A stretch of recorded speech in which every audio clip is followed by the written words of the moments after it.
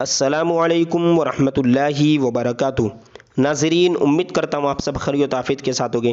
آئیے انشاءاللہ عز و جل آج کی اس ویڈیو میں اردو کتاب انوار شریعت کا پارٹ نمبر 6 چھٹا پارٹ انشاءاللہ عز و جل پڑھیں گے۔ اور آج کا جو سبق ہے وہ بہت ہی امپورٹنٹ اور بہت ہی اہم ترین ہے، جس کا نام ہے شرک و کفر کا بیان۔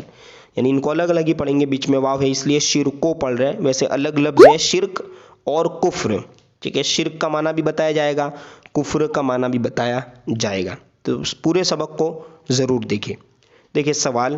شرک کسے کہتے ہیں نا؟ شرک پڑھنا، اس کو شرک نہیں، شرک کسے کہتے ہیں؟ جیسے ہم ایک لفظ بولتے ہیں نا شرکت کرنا، وہ اسی سے بنا ہے، شرکت یعنی ملنا ہے نا، شریک ہونا، یہ سب ایک ہی الفاظ ہیں، مطلب ایک ہی ورڈ سے بنائے گئے ہیں۔ دیکھیے جواب، خدائے تعالیٰ کی ذات و صفات میں کسی کو شریک ٹھہرانا شرک ہے۔ شریک ٹھہرانا یعنی یہ ماننا کہ اللہ کی تو عبادت کرتا ہے، اللہ کے ساتھ ساتھ کسی اور کی بھی عبادت کرنی چاہیے، معاذ اللہ۔ ٹھیک ہے،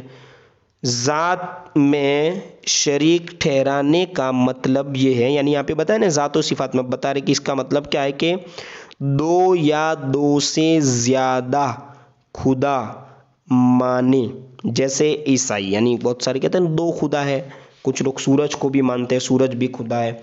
تو دو مانتے ہیں، تو دو نہیں، اللہ ایک ہی ہے، اکیلا ہے نا۔ تو یہ کیا ہے عیسائیوں کا، جیسے عیسائی کے تین خدا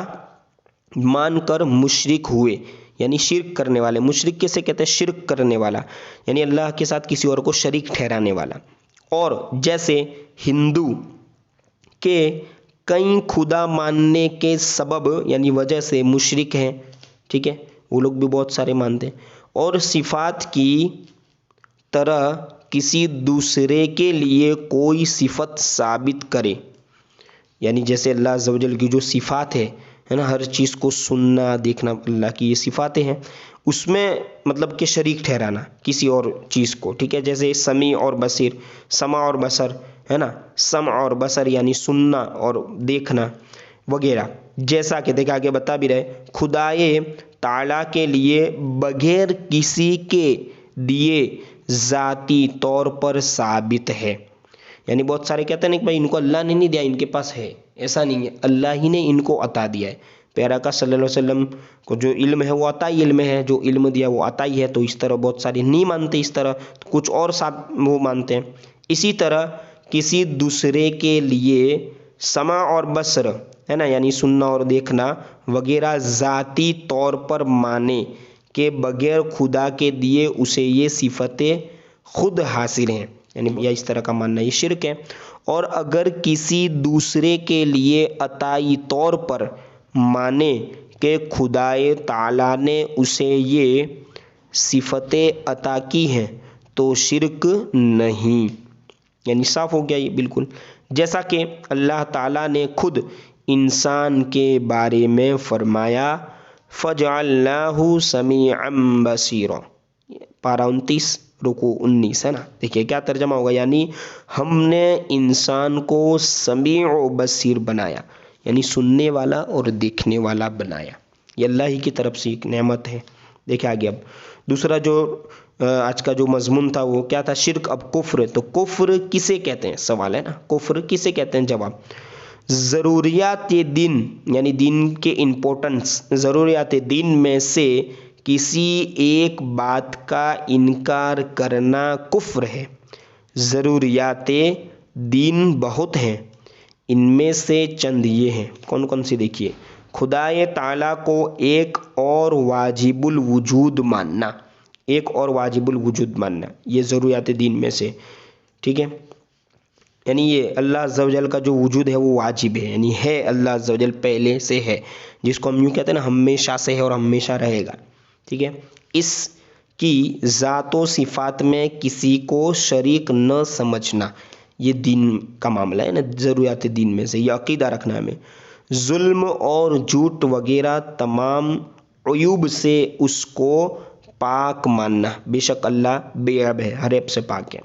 اس کے ملائکہ اور اس کی تمام کتابوں کو ماننا، قرآن مجید کی ہر آیت کو حق سمجھنا، حضور سید عالم صلی اللہ علیہ وسلم اور تمام انبیاء کرام کی نبوت کو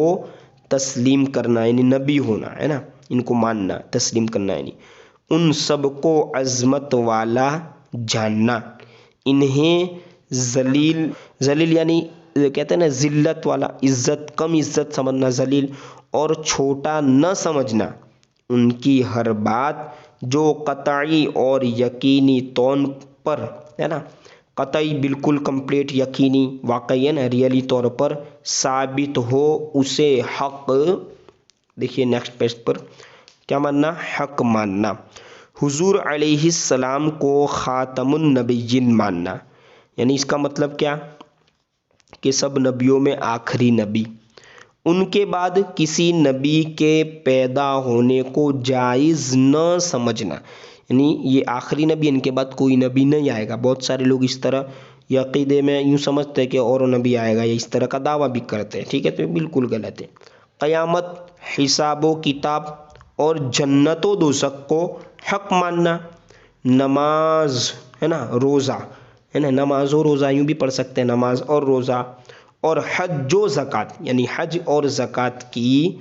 فرضیت کو تسلیم کرنا، ٹھیک ہے، زنا، چوری اور شراب نوشی، شراب پینا وغیرہ حرام قطعی کی، ٹھیک ہے، حرمت کا اعتقاد کرنا یعنی ماننا کہ یہ قطعی حرام ہے، ان کو قرآن میں بھی کہا گیا، حدیث میں بھی کہا گیا، شراب، چوری وغیرہ یہ سب کیا ہے، حرام ہے، ان کی جو حرمت ہے یعنی حرام ہونا، اس کو بھی اعتقاد کرنا یعنی ماننا، اور کافر کو کافر جاننا وغیرہ۔ دیکھیے نیکسٹ سوال، کسی سے شرک یا کفر ہو جائے تو کیا کرے؟ کہ جواب، توبہ اور تجدید ایمان کرے، بیوی والا ہو یعنی شادی شدہ ہو تو تجدید نکاح کرے یعنی واپس سے نکاح کرے، اور مرید ہو تو تجدید بیعت بھی کرے یعنی نئی سرے سے بیعت کرے، نئی سرے سے یعنی جس طرح شادی کرتے اس طرح نہیں، تجدید جو نکاح ہے اس کی کچھ تھوڑی صورت الگ ہے، روم میں بیٹھ کر بھی وہ وکیل اور گواہ کی موجودگی میں ایجاب و قبول ہو جائے وہ تجدید نکاح ہو جائے گا، ٹھیک ہے، کلمہ وغیرہ پڑھنا۔ دیکھیں آگے سوال، شرک و کفر کے علاوہ کوئی دوسرا گناہ ہو جائے تو معافی کی کیا صورت ہے؟ ٹھیک ہے، دیکھیے جواب، توبہ کریں یعنی اللہ کی بارگاہ میں اس سے رجوع کرے، معافی مانگے، خدائے تعالیٰ کی بارگاہ میں ہے نا روئے، گڑ گڑائے، اپنی غلطی پر نادم یعنی شرمندہ ہونا، نادم و پشیمان یعنی وہی شرمندہ ہونا، یہ فارسی لفظ ہے، نادم و پشیمان یعنی شرمندہ ہو، اور دل میں پکا عہد کرے کہ اب کبھی ایسی غلطی نہ کروں گا، صرف زبان سے توبہ توبہ کہہ لینا توبہ نہیں ہے، کہتے ہیں نا بہت سارے گال پہ ایسے ہاتھ لگا کے توبہ توبہ یا کان پکڑتے، اس طرح نہیں، دل سے توبہ کرنا ہے۔ سوال، کیا ہر قسم کا گناہ توبہ سے معاف ہو سکتا ہے؟ جواب، دیکھیے یہ رہا جواب، جو گناہ کسی بندہ کی حق میں یعنی جو کسی بندے کی حق تلفی سے ہو یعنی کسی کا حق مار لیا ہو، ٹھیک ہے، دل دکھانا وغیرہ، مثلا کسی کا مال غصب کر لیا یعنی لے لیا، کسی پر تہمت لگائی یعنی جھوٹا الزام لگایا،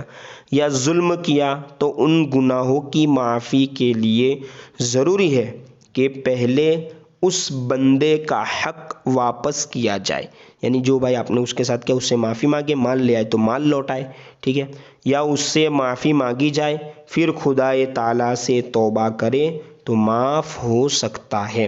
اور جس گناہ کا تعلق کسی بندے کی حق تلفی سے نہیں ہے نا، نہیں ہے بلکہ صرف خدائے تعالیٰ سے ہے، اس کی دو قسمیں،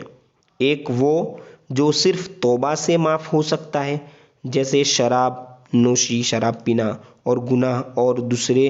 وہ، ٹھیک ہے، شراب نوشی کا گناہ ہے پہلا، ٹھیک ہے، اس طرح کے جو گناہ ہے، اور جو دوسری صورت ہے وہ کیا، جو صرف توبہ سے نہیں معاف ہو سکتا، جیسے نمازوں کے نہ پڑھنے کا گناہ، یعنی نماز نہیں پڑھی تو گناہ کرنے، مطلب یہ گناہ ہے نماز نہ پڑھنا، اب توبہ کرنے سے وہ معاف نہیں ہوگا، بلکہ کیا، دیکھیں اس کے لیے ضروری ہے کہ وقت پر نمازوں کے ادا نہ کرنے کا جو گناہ ہو اس سے توبہ کرے اور نمازوں کی قضا پڑھے یعنی لوٹائے،